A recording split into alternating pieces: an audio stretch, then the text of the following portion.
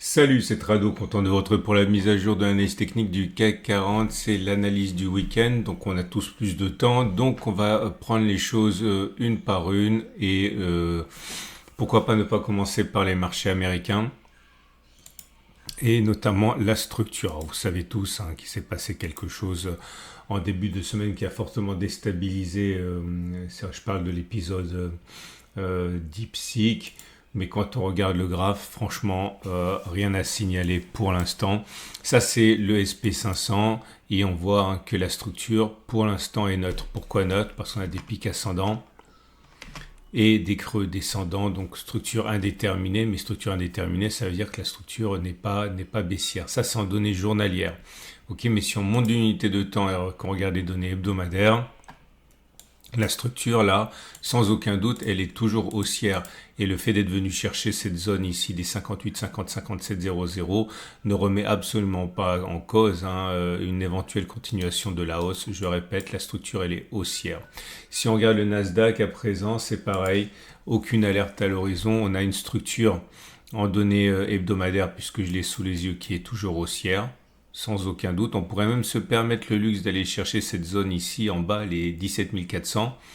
On serait toujours en structure haussière. C'est-à-dire que même si on perdait 20% sur le Nasdaq, comme ça a pu se produire ici, on a perdu 15%, ici on a perdu 11%, bref, une grosse baisse, on serait toujours dans une structure qui ne serait pas baissière.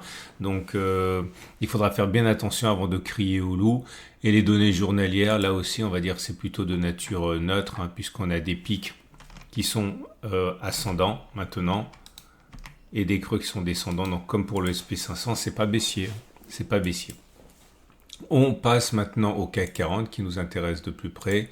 Et là aussi, en données hebdomadaires, la structure, elle est haussière. Donc je sais, je me répète, mais tout ça pour alerter sur encore une fois, l'alarmisme que certains pourraient avoir en cas de baisse. Ça reste quand même extrêmement solide tout ça.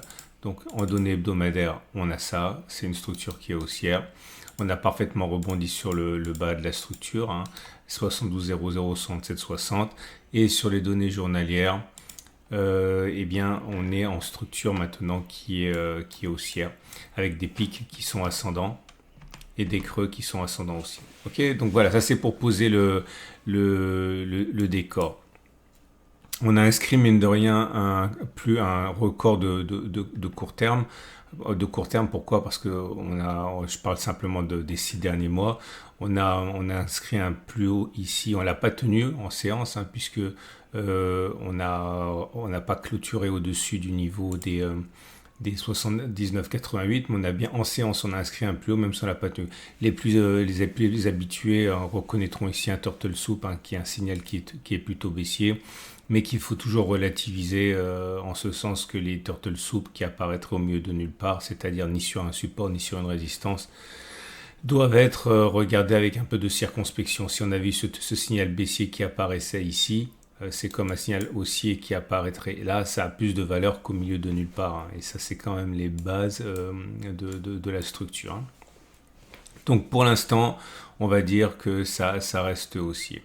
Alors, la tendance immédiate, naturellement, elle est haussière. La tendance générale, elle est haussière. La tendance de fond, elle est haussière. Et la tendance de long terme, maintenant, elle n'est plus baissière. Alors, pourquoi pas haussière? Parce qu'à M200, elle descend toujours. Il faudrait qu'elle monte pour qu'elle soit haussière, mais ça me semble être une question de jour.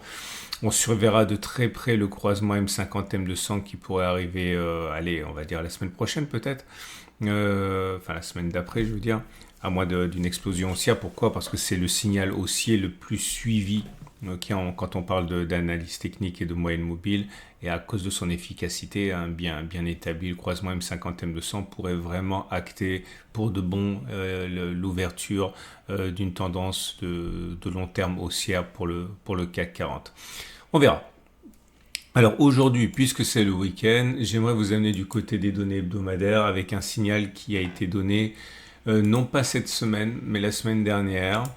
Ça se passe au niveau de Courbe-Copoc. Vous savez que j'aime bien Courbe-Copoc, c'est vraiment... Ah non, ça a été donné cette semaine, pardon, pas la semaine dernière. Oui, c'est parfait, c'est cette semaine. Et c'est un signal que j'aime beaucoup, qui est assez méconnu, qui est même totalement méconnu, qui est pour le moins exotique, on va dire, mais qui, je vais vous le prouver encore une fois, mérite votre attention. Donc le signal, il est simple. Quand on passe au-dessus de 0, c'est un signal haussier. Quand on passe en dessous de 0, ça ne veut rien dire du tout. Okay, donc c'est un signal qui est asymétrique. Ne commencez pas à spéculer à la hausse ici et spéculer à la baisse ici systématiquement. C'est pas pour ça que ça fonctionne pas, mais ça n'a pas été construit pour ça. Okay, on prend que les signaux haussiers. La question, bien sûr, c'est de savoir à quel moment on sort. Mais bon, c'est encore un autre débat. Donc j'ai regardé depuis l'origine du CAC 40 ce qui se passait lorsque courbe Kopoch passe au-dessus des euros. Si vous n'avez pas courbe Kopoch, ça ne m'étonnerait pas, c'est un indicateur assez rare. Vous le trouverez avec PRT, ma plateforme. Ici, vous avez un lien en dessous de la vidéo pour ouvrir un compte, c'est gratuit. Donc voilà, vous voyez ici, j'ai mis 2 pouces verts. Pourquoi ai-je mis 2 pouces verts? Parce que lorsque le signal a été donné sur cette bougie-ci, ok, c'était la semaine du 14 novembre 2022. Eh bien, j'ai mis 2 pouces verts. Pourquoi? Parce qu'on a fait 2 choses. Un, on a pris, si on met un stop de protection, pardon, qui est établi sous les plus bas du cycle baissier du courbe Kopoch. Donc le cycle baissier, ce serait de là jusqu'à là. Le plus bas, il est là. Donc c'est un stop de protection à 16,15. J'ai mis 2 pouces verts parce que 1, on a fait au moins 4%. Et 2, on a fait au moins la distance au stop de protection. Donc on a fait au moins 4%. Et tout ça, bien sûr, avant de déclencher le stop de protection. Vous voyez, ici, on a perdu 4%. Mais derrière, on a fait au moins 4. On a fait au même 23%. Donc on a fait largement plus qu'une fois la distance au stop de protection. Là, j'ai mis 1 pouce vert seulement. Pourquoi? Vous l'avez deviné, parce que le signal a été donné ici. Le stop de protection, il est à moins 10,83. Et on a fait au moins 4%. Oui, on a même fait 8%. Mais on n'a fait ni une fois la distance stop de protection, ni 10, non, on n'a pas fait 10,8, mais on n'a pas non plus établi déclenché le stop de protection. Donc c'est toujours en cours. Donc il y a un seul pouce vert. Là, vous avez une jolie série. Ok, ici, le signal a été donné sur cette bougie. Le plus bas du stop du cycle baissier, c'est ça, à moins 16. Et vous voyez, on a fait 37. Ok, donc très largement. C'est un signal qui mérite en fait d'être placé pour plus longtemps qu'une fois la distance stop de protection. Je vous le dis parce que j'ai déjà testé, mais 2 fois distance stop de protection, c'est vraiment pas mal du tout. Pour essayer de filtrer les faux signaux, j'ai réclamé dans mon backtest qu'il y ait au moins 2 séances passées sous la ligne de 0. Par exemple, ici, j'en ai pas tenu compte. Pourquoi? Parce qu'on a fait une bougie en dessous de la ligne des 0 et on est repassé au-dessus tout de suite après. Donc, c'est pas pour ça que ça n'a pas fonctionné. Ça a même fonctionné. Regardez, si je l'avais pris, on voit bien que ça a fonctionné. Mais bon, c'est pas assez significatif, donc je n'en ai pas tenu compte. Et pour que vous ne croyez pas que ça fonctionne toujours, parce que rien n'est ainsi fait, regardez, le signal a été donné ici. On n'a pas fait, si on mettait le stop de protection ici à moins 9, vous voyez, on est monté de 2%, puis derrière on s'est effondré, donc on n'a ni fait 4%, ni fait une fois la distance au stop de protection, et parfois c'est l'un mais pas l'autre, comme ici.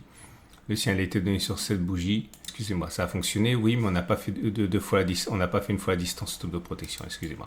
Donc voilà, vous avez compris, c'est très simple. Je suis remonté jusqu'à l'origine du CAC 40 pour avoir un maximum d'éléments. C'est pas énorme, c'est pas suffisant, on n'a que 36, mais le résultat est le suivant. Peut-on envisager, suite au signal qui a été donné cette semaine, que l'on fasse encore 4% avant de déclencher le stop de protection qui serait mis donc au plus bas du cycle baissier, donc à moins 11%. Donc une asymétrie, puisque vous pouvez gagner moins que ce que vous risquez de perdre, mais quand même, ça fonctionne bien. Ça a fonctionné 29 fois, ça a échoué 7 fois, autrement dit, ça a fonctionné dans 81% des cas. C'est beaucoup. Okay. Autrement dit, aller chercher le haut de la zone de résistance semble extrêmement plausible. Peut-on envisager de faire une fois distance au stop de protection, donc ça veut dire 11,58 vers le haut? Eh bien là, ça a fonctionné 23 fois, ça a échoué 12 fois. Autrement dit, 66% des cas. Donc c'est un très bon système puisque vous avez 2 chances sur 3 de faire cet objectif en gagnant autant que vous ne perdez si vous avez tort. Et bon, je ne l'ai pas backtesté là, faites-le parce que vous devez apprendre à backtester. Viser 2 fois la distance stop de protection, c'est loin d'être un mauvais pari. Voilà, tout ça pour dire quoi? Pour dire que si vous êtes déjà en position, il n'y a pas de raison de sortir maintenant, a priori. Et 2, si vous voulez rentrer maintenant, Eh bien, si vous êtes patient et si vous gardez suffisamment longtemps, vous avez un objectif qui est d'aller chercher 11%, ce qui est loin d'être anecdotique. Hein. Ah ça, regardez en fait, hein. Ça, je l'ai sous les yeux, c'est un backtest qu'on a fait suite à l'élection de Monsieur Trump. On avait vu qu'il était extrêmement plausible que après la baisse, on aille faire des plus hauts, parce que ça s'est quasiment toujours produit comme ça. Et effectivement, vous voyez, malgré le fait qu'on se soit fait peur avec la baisse, on est bien plus haut que lors de l'élection présidentielle. Hein. Donc ça a fonctionné ça. Bon, voilà ce qu'on peut faire. Donc on va passer au trade du jour. Votre rendez-vous avec IG. IG, bien plus que du trading, une équipe d'experts à vos côtés. Tout naturellement, si vous êtes haussier, vous savez ce qu'il vous reste à faire. Attention, si vous êtes haussier sur des périodes de temps longues comme ça, il faut travailler avec des outils adaptés. Ne travaillez pas, par exemple, si vous travaillez avec des CFD, sur des CFD au comptant, hein, vous allez vous faire dévorer par les frais. Hein, garder ça aussi longtemps, il faut utiliser des CFD à échéance, parce que les CFD à échéance, vous ne payez pas de frais la nuit. Ok, donc évidemment tous les brokers ne le proposent pas, mais IG naturellement le propose et vous avez un lien pour ouvrir un compte avec IG d'ailleurs en dessous de la vidéo. Il ne faut pas commencer à faire n'importe quoi parce que vous risquez de perdre tout ce que vous avez gagné en frais, quoi. Et si vous êtes baissier, soit vous pouvez tenter l'histoire du comblement du gap, c'est simple. Ok, vous spéculez la baisse maintenant, vous visez un comblement du gap. Stop de protection au-dessus de la zone de résistance. Vous n'avez pas un ratio gain supérieur à 1, mais ce n'est pas obligatoire non plus.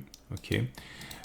Si vous voulez être plus gourmand, vous attendez que ça monte un petit peu. Vous dites, à un moment ou un autre, on va y aller. À un moment ou un autre, on va corriger. Et à un moment ou un autre, j'aurai raison. Mais toujours contrôler le ratio gain-risque. Hein, toujours contrôler le stop-loss. Et vous pouvez faire un truc, mais là, il faut attendre un petit peu. Voilà.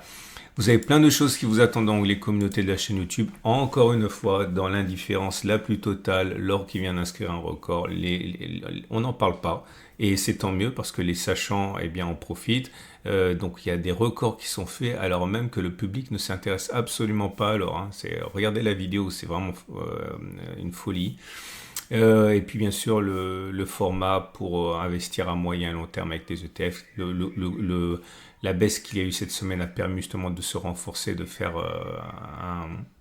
un très bon coup en renforçant en zone d'accumulation rationnelle lors de la baisse. Bref, et demain, préparation de la semaine de trading et les cryptos. À demain pour la mise à jour.